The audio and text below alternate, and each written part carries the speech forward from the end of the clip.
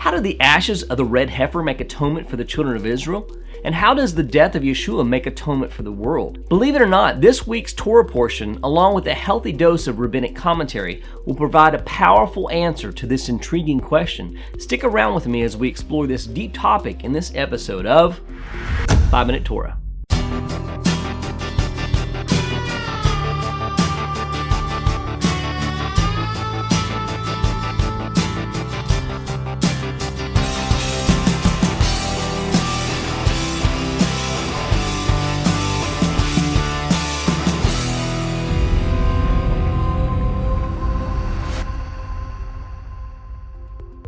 Welcome to the 5 Minute Torah video series. Shalom, I'm Darren with Emet HaTorah, where we connect disciples of Yeshua to the eternal Torah of God.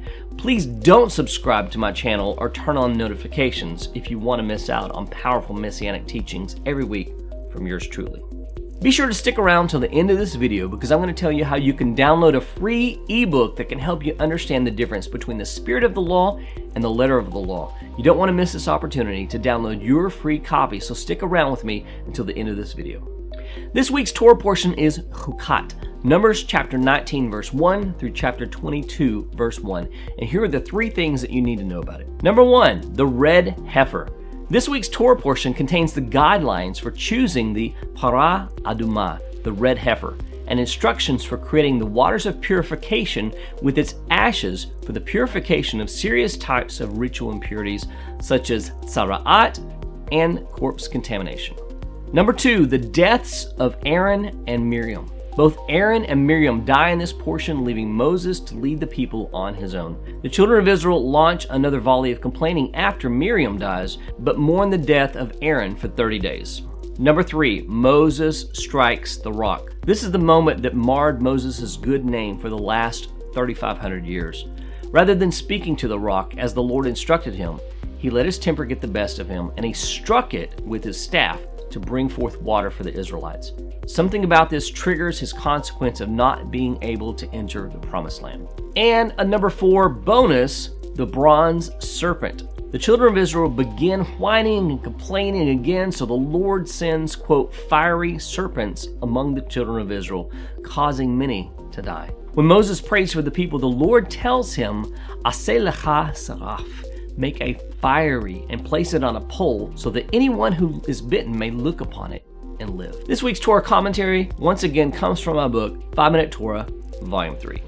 An entire chapter of this week's Torah portion is concerned with the ashes of the red heifer. This ceremony brings up more questions than answers. First, this ritual seems entirely illogical. Why in the world would the ashes of a cow be used for purification? Second, the process is counterintuitive. Why did the ashes of the red heifer make a ritually unclean person clean and a ritually clean person unclean? But in this video, I want to ask another question. Why are the laws of the red heifer immediately followed by the news of Miriam's death? From a superficial reading, sometimes the Torah can seem like a hodgepodge of information dumped together with no logical organization. Our current Torah portion, for example, begins with the laws governing the ashes of the red heifer and is followed by the death of Miriam. This is followed by the incident regarding the waters of Meribah, then the death of Aaron. There doesn't seem to be a logical progression from one subject to the next. It's like a little history mixed with various laws. However, if we take a deeper look, we'll see the divine inspiration of the Torah's logic. Rashi, the 11th century French rabbi and preeminent Torah scholar, takes note of the specific order of the details the Torah gives us in this week's portion. Since we read about the death of Miriam immediately following the instructions regarding the red heifer, Rashi believes there's something significant about this order and that these two topics are somehow connected. His comments may sound surprising. Rashi says that just as the ashes of the red heifer bring atonement, so too does the death of the righteous. He pulls his observation from both the Talmud and the Midrash. In the Talmud, Rabbi Ami from the 3rd century poses this exact same question along with the same conclusion. Rabbi Ami says, why was the Torah portion that describes the death of Miriam juxtaposed to the portion dealing with the red heifer? To tell you, just as the red heifer atones for sin, so too the death of the righteous atones for sin. This is from the Talmud, Moed Katan 28a. The Midrash takes this concept a step further and makes a connection between the death of Aaron's sons and the atonement of Yom Kippur, the Day of Atonement. The sons of Aaron died on the 1st of Nisan in the spring. Why then is their death mentioned in connection with the Day of Atonement in the fall? It must be to teach that as the Day of Atonement affects atonement, so the death of the righteous affects atonement. This is from Leviticus Rabbah 20:12. Both of these commentaries may come as a shock to readers who are not familiar with rabbinic thought. However, these concepts are the keys to unlocking the power of Yeshua's atonement on our behalf. Rabbi Ami's comment in the Talmud sets the precedent that the death of the righteous person has the ability to bring with it atonement. If this is the case, how much more so would the death of a completely righteous person, i.e. Yeshua,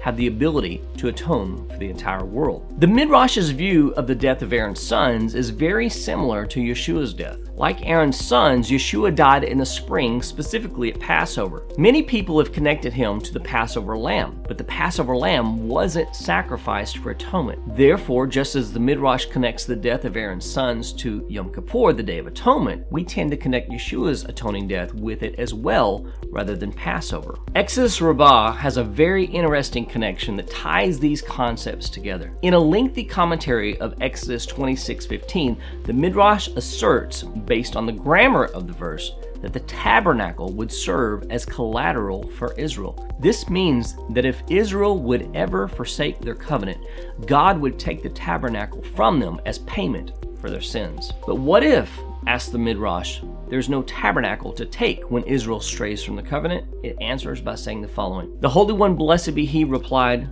I will then take one of their righteous men and retain him as collateral on their behalf, in order that I may grant them atonement from all their sins. This is Exodus Rabbah 35:4. Yeshua, the completely righteous Son of God, not only atones for our sin as the red heifer, not only as the death of Miriam, not only as the death of Aaron's sons and Yom Kippur, but also as the one whom God would take as collateral so that atonement could be made on our behalf to absolve us from all our sins. Let's guard this truth within our hearts and live each day taking advantage of that redemption He gave us, not wasting away our days, but making the most of them so that His sacrifice will not be in vain. Remember the free ebook that I talked about at the beginning of this video?